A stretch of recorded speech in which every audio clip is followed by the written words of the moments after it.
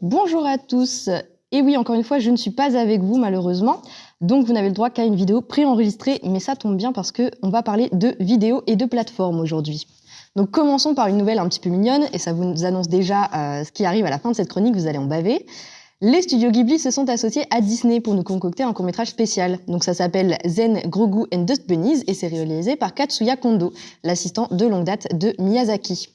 Le court-métrage est dessiné à la main et c'est une petite merveille qui saura amadouer les fans des deux camps.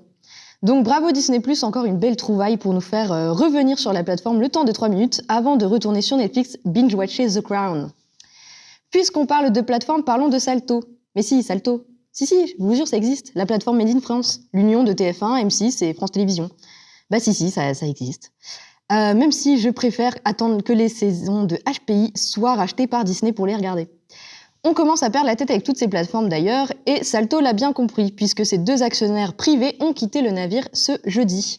Ce qui laisse France Télévisions, qui est déjà trop occupée à boucler son propre budget. Donc la rumeur laisserait donc entendre que tout ce beau petit monde préférerait que la plateforme soit rachetée. Mince, moi qui voulais me retaper toutes les saisons de Joséphine l'Ange Gardien avant Noël, histoire d'avoir un sujet de conversation avec ma grand-mère, tant pis. Autre news. 5 mois après les accusations à son égard sur Mediapart, Léo Grasset, aka Dirty Biology, a répondu en vidéo sur sa chaîne YouTube. Pour ceux qui n'auraient pas suivi, Léo Grasset a été accusé par pas moins de 8 femmes, d'autres vulgarisatrices scientifiques, de harcèlement sexuel et même de viol pour l'une d'entre elles. Une révélation choc pour toute la communauté sur une enquête longue et précise de Mediapart. Bien évidemment, Léo Grasset a fait profil bas jusqu'à maintenant et il aurait dû continuer. Parce que Chouine est dans une vidéo pour tenter de démonter une enquête preuve à charge, ça ne lui a pas réussi. L'homme qui portait finalement bien son pseudo s'est fait rembarrer par la twittosphère, et oui je parle comme en 2015, et le hashtag #TaGueuleLéoGrasset a joliment fleuri. Donc Manon Bril, qui est une des accusatrices, a répondu par un tweet et mis en lumière le sentiment d'impunité énorme du youtubeur pour oser faire cette vidéo. Et oui, chers confrères masculins, ce n'est désormais plus possible de nier en se disant que ça passera. Maintenant, il faut nous écouter. Parce que là, on en a gros. On en a gros. Ce désastre médiatique et juridique de Léo Grasset tombe 5 ans après MeToo et est un parfait exemple des répercussions de ce mouvement sur notre société. Ça y est, les femmes peuvent enfin avoir droit à un petit peu d'écoute sur ces problématiques, même s'il faut absolument que ça passe par des enquêtes journalistiques très longues.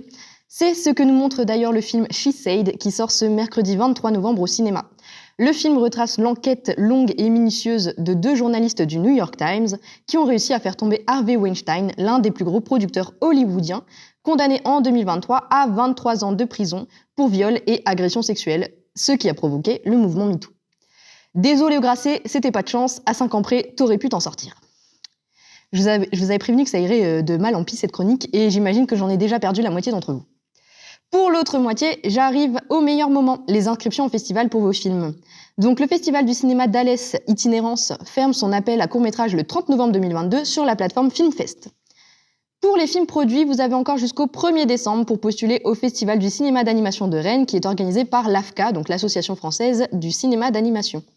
Alors dépêchez-vous si vous correspondez aux critères. Et c'est sur la plateforme Short Film Depot. Pour la plateforme Film Freeway, l'appel à court-métrage du Cannes Short Film Festival se termine ce soir, donc à vos claviers. Et j'en arrive à la fin de cette chronique. Et c'est pas trop tôt, j'ai un train à prendre. À la prochaine et bonne soirée.